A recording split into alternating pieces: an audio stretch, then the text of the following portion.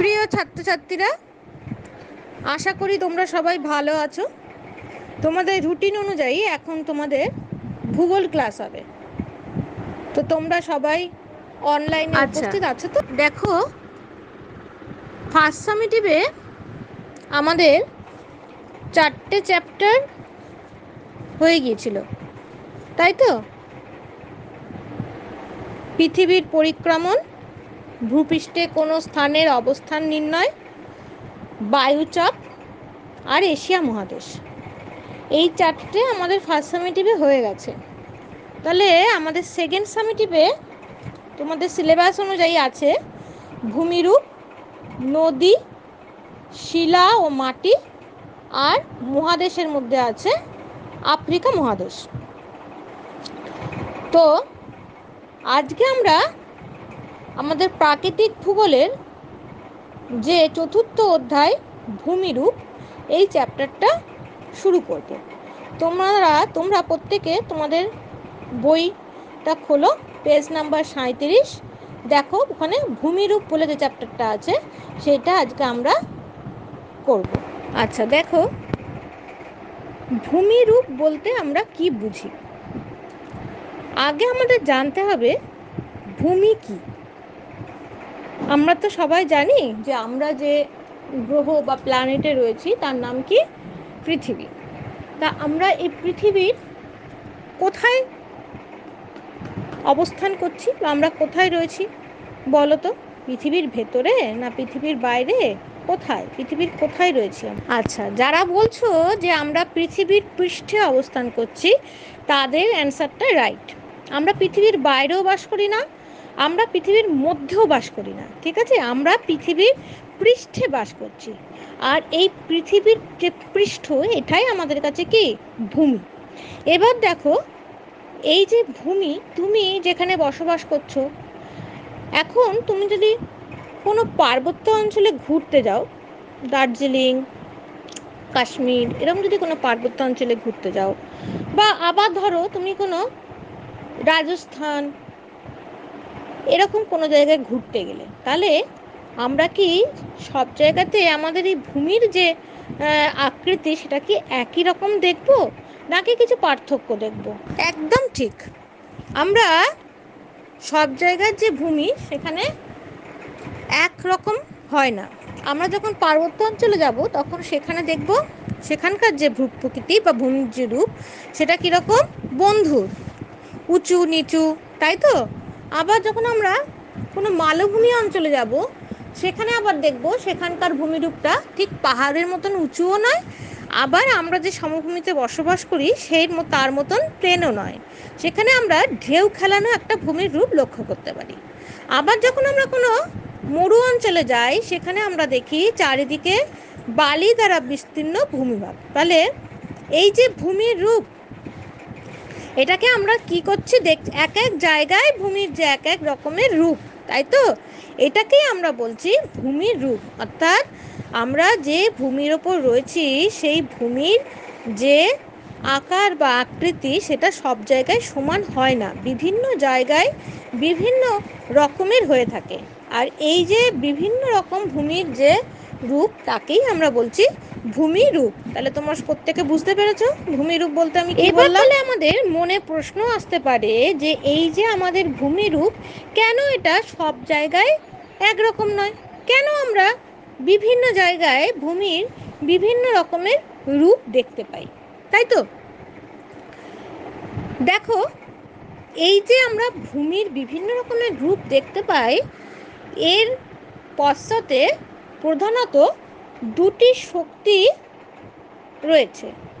একটি রয়েছে পৃথিবীর আভ্যন্তরীণ শক্তি বা ভিতরকার শক্তি, আর অপর শক্তিটিকে বলা হয় বহির্জাত শক্তি বা বাইরের শক্তি, ঠিক আছে?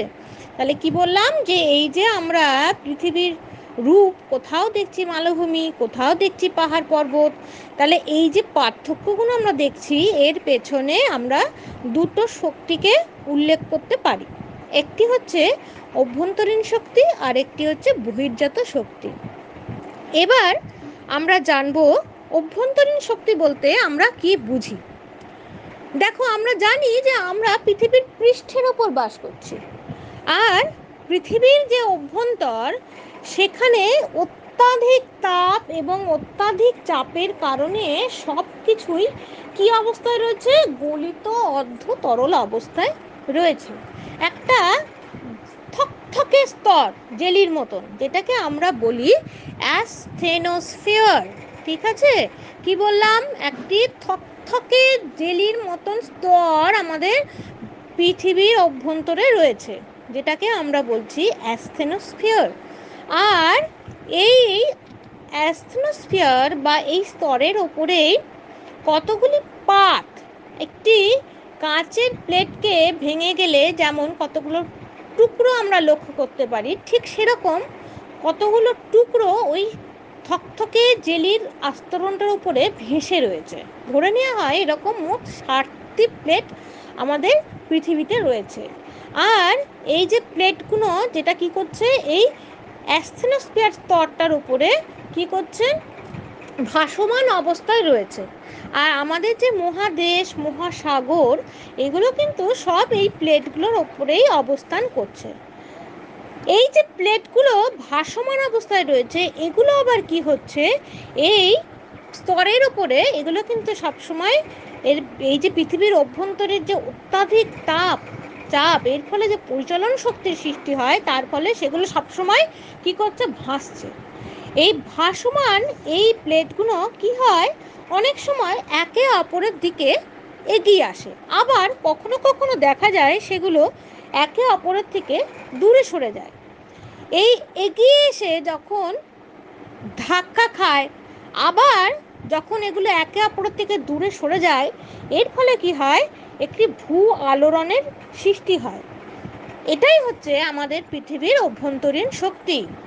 আর এই এগিয়ে আসা এই প্লেটগুলোর যে কি বলবো, মানে প্লেটগুলোর যে এগিয়ে এসে ধাক্কা খাওয়া বা প্লেটগুলো যে একে অপর থেকে সরে যাওয়া, এর ফলেই কি হয়? ভূমির বিভিন্ন রকমের রূপের সৃষ্টি হয়। কোথাও দেখা যাচ্ছে গভীর খাতের সৃষ্টি হচ্ছে, আবার কোথাও দেখা যাচ্ছে যে পর্বত অঞ্চলের সৃষ্টি হচ্ছে।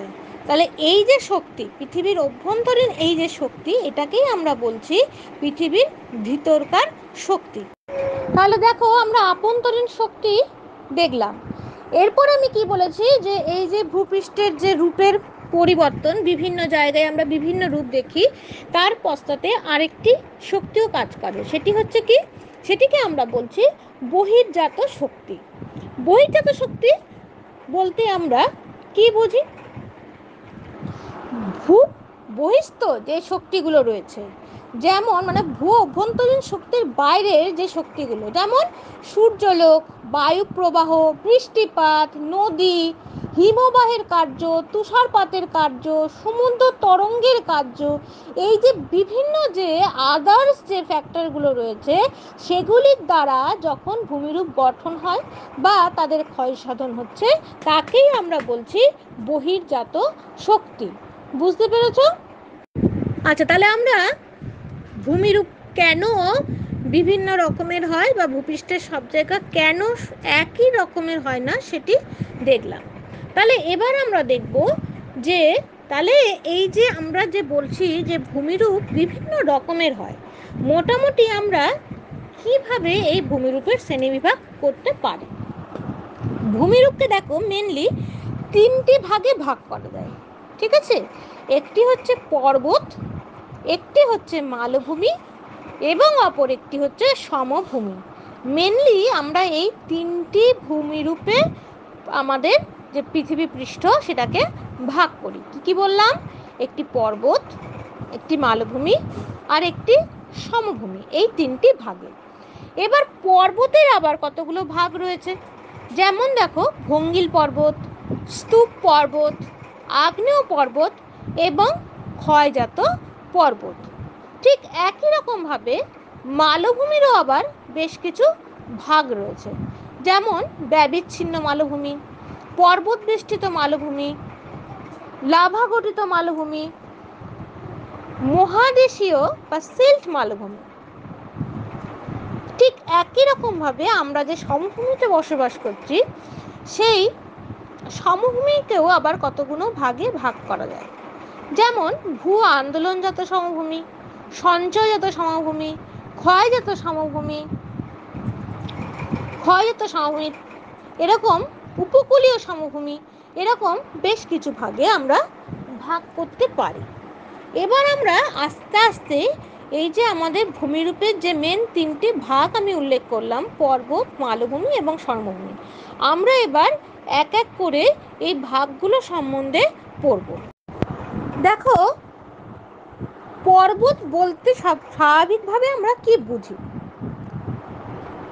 সাধারণত 900 মিটারের বেশি উঁচু, অনেক দূর বিস্তৃত এবং শিলা দিয়ে গঠিত ভূমিরূপকেই বলা হচ্ছে পর্বত বা মাউন্টেন। অর্থাৎ এই যে আমি বললাম 900 মিটারের বেশি, 900 মিটার থেকে 1000 মিটারের বেশি উঁচু, ঠিক আছে? এই যে উচ্চতাটা, এটা আমরা কি থেকে মাপি বলতো? এটা আমরা মাপি সমুদ্র পৃষ্ঠ থেকে। সাধারণত আমাদের ভূমির যে উচ্চতা সেটা নির্ণয় করা হয় সমুদ্র পৃষ্ঠ থেকে।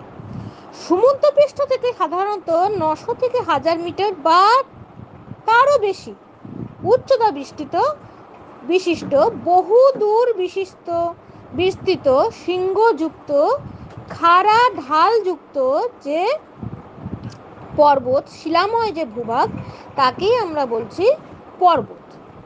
ঠিক আছে? বলছে পৃথিবীর যে মোট স্থলভাগ তার 4 ভাগের 1 ভাগই হচ্ছে পর্বত। এই পর্বতের আবার কতগুলো বিশেষ বৈশিষ্ট্য রয়েছে। যেমন দেখো, পর্বত বেশিরভাগ অংশে কি হয়? খাড়া হয় আর ঢালযুক্ত হয়। আর কি হয়? এখানকার ভূপ্রকৃতি হয় খুবই উঁচু নিচু, অর্থাৎ বন্ধুর ভূপ্রকৃতি। পর্বত শৃঙ্গ বা চূড়া কি? পর্বতের একদম উপরের যে অংশটা, যেটা একটা সরু সূচালো অংশ, সেটাকেই আমরা বলছি পর্বত শৃঙ্গ বা চূড়া। আবার দুটি পর্বত চূড়ার মাঝের যে অংশটা নিচু খাতের মতো, সেই অংশটাকে আমরা বলছি পর্বত উপত্যকা। আর পর্বত শ্রেণী কাকে বলছি? অনেকগুলো পর্বত শৃঙ্গ, উপত্যকা, এগুলো যখন একটা বিরাট অঞ্চল জুড়ে অবস্থান করছে, সেটাকেই আমরা বলছি পর্বত শ্রেণী। আর একটা টার্ম যেটা হচ্ছে পর্বত গ্রন্থি। পর্বত গ্রন্থি কাকে বলছে? এই যে আমি পর্বত শ্রেণী কাকে বললাম, এই রকমই যখন অনেকগুলো পর্বত শ্রেণী একটি বিশেষ জায়গায় এসে, একটা জায়গায় এসে মিশছে, তখন সেই অংশটাকে বা সেই জায়গাটাকেই আমরা বলছি পর্বত গ্রন্থি। এবার আমরা পর্বতের শ্রেণীবিভাগগুলো সম্বন্ধে পড়ব। দেখো, আমরা পর্বত কাকে বলে সেটা শুনলাম। এবার পৃথিবী জুড়ে তো অজস্র ওরকম পর্বত রয়েছে। সেই পর্বতের উচ্চতা, তাদের আকৃতি, সেগুলোর মধ্যে অনেক বৈচিত্র্য রয়েছে। সব পর্বতেরই উচ্চতা কিন্তু একই হয় না, এবং সেগুলো দেখতে বা সেদের গঠন প্রকৃতিও একই রকমের হয় না। সাধারণত এদের যে সৃষ্টির প্রক্রিয়া, মানে এই পর্বতগুলো কিভাবে সৃষ্টি হচ্ছে, সেই প্রক্রিয়ার উপরেই এদের গঠন বৈশিষ্ট্যটা নির্ভর করে। ঠিক আছে? আমরা সাধারণত উৎপত্তি অনুযায়ী, আমাদের সিলেবাসে যেটা আছে, যে উৎপত্তি অনুযায়ী আমাদের পর্বত প্রধানত 3 ধরনের হয়। কি কি? একটি ভঙ্গিল পর্বত, একটি স্তূপ পর্বত, এবং একটি হচ্ছে আগ্নেয় পর্বত। ঠিক আছে? তো আমরা প্রথমে দেখব ভঙ্গিল পর্বত কাকে বলে। ভঙ্গিল পর্বত বোঝার একটা খুব সহজ উপায় তোমাদের বইতে দেখো দিয়েছে। বলছে, তোমরা যদি একটি মাদুর বিছিয়ে দাও, এবার এই মাদুরের দুধারে হাত দিয়ে যদি ধীরে ধীরে মাঝখানের দিকে ঠেলতে থাকো, তাহলে কি দেখবে যে মাদুরটা ভেতর দিকটা কি হচ্ছে, ক্রমশ ভাঁজ হয়ে গিয়ে সেটা আস্তে আস্তে উপরের দিকে উঠে আসছে। এইভাবেই যে পর্বতের সৃষ্টি হচ্ছে তাকেই আমরা বলছি ভঙ্গির পর্বত। ঠিক আছে, এটি একটি খুব সাধারণ সহজ একটি উদাহরণ। মেনলি ভঙ্গিল পর্বত কথাটির অর্থ হচ্ছে সাধারণত ভূপৃষ্ঠের কোমল যে শিলাস্তর সেখানে পার্শ্বচাপ প্রক্রিয়ায় সেই শিলা ভাঁজপ্রাপ্ত হয়ে যে পর্বতের সৃষ্টি করে তাকেই আমরা বলছি ভঙ্গিল পর্বত। ভাঁজ ভাঁজ ভাবে এই পর্বত সৃষ্টি হয়।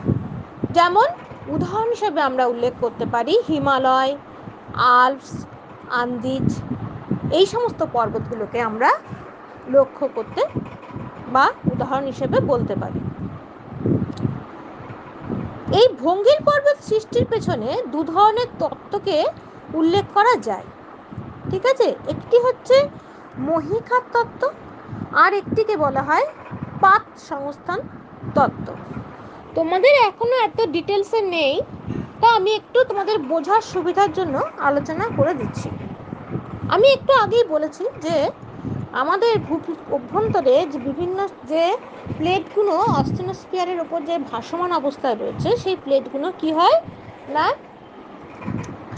এই পাতগুলি ভূগর্ভের যে অতিরিক্ত তাপ তার ফলে যে পরিচলন স্রোতের সৃষ্টি হয় তার ফলে এগুলো গতিশীল হয়ে পড়ে। ফলে কি হয়, কখনো দেখা যায় দুটি পরস্পরের দিকে এগিয়ে আসে, আবার কখনো একে অপরের থেকে দূরে সরে যায়। এবার যখন এই রকমই দুটি পাত পরস্পরের দিকে এগিয়ে আসে তখন এই দুটি পাতের সম্মুখে, তাহলে আজকের ক্লাসে আমরা ভূমিরূপ বলতে কি বুঝি, ভূমিরূপের পার্থক্যের কারণগুলো, আর ভূমিরূপের শ্রেণীবিভাগ, এবং ভঙ্গিল পর্বত বলতে আমরা কি বুঝি, কিভাবে ভঙ্গিল পর্বতের সৃষ্টি হচ্ছে, আমরা এগুলো নিয়ে আলোচনা করলাম। তোমরা প্রত্যেকে ভালো করে এইটুকুনি অংশ তোমাদের বই থেকে খুব ভালো করে পড়বে। আবার নেক্সট ক্লাসে যদি তোমাদের কোনো প্রশ্ন থাকে আমাকে জিজ্ঞেস করবে। আর এইটুকুনি তোমরা প্রত্যেকে ভালো করে পড়বে, নেক্সট দিন আমি তোমাদের এখান থেকে কিছু কোশ্চেন জিজ্ঞেস করব। তাহলে আজকে আমাদের ক্লাস এখানেই শেষ হলো। তোমরা প্রত্যেকে খুব ভালোভাবে থাকবে, বাড়িতে থাকবে এবং ভালো করে মন দিয়ে পড়াশোনা